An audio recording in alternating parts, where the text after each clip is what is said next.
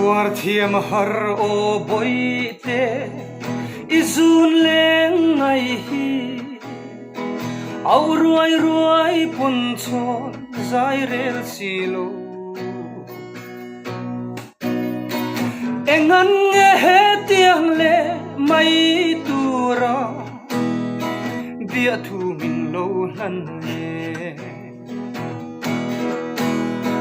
kathin lai mo lung chir chuane leng tang to na bia der lan ve kanua me onang yangin ma se khware nga khiang boi te zun ngai ka bang ta e ngeram thoben viawal huai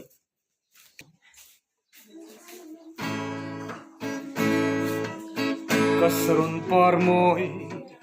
karos par mk izun zamin shual shuyang in min phua aleng china sin sui lung zong aleng soin in lo mk min tiriang thon tu arim thei silo nang ne aleng dun an phul lo che kan nei ro sum ten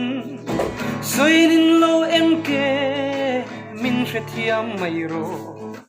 kaliam mai tange kan ting lo ani help ko sang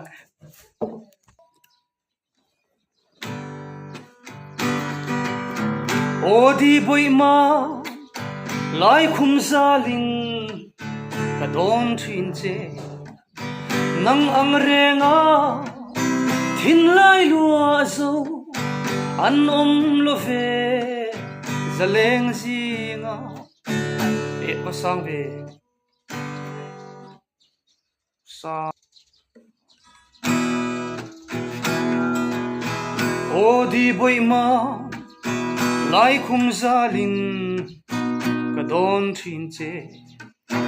nang ang renga hin lai lua zo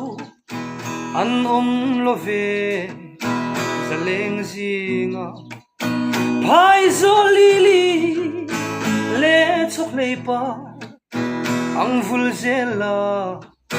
ipar lim tha ke ariang hian kalo belang mangai ngoi ngoi che mai la odi boi mam kan kara mel man karang an kiang silo kalen rualung tu zong te pon ming tuar puya sing ma se zia anei lo ve kini pani kar thu ahian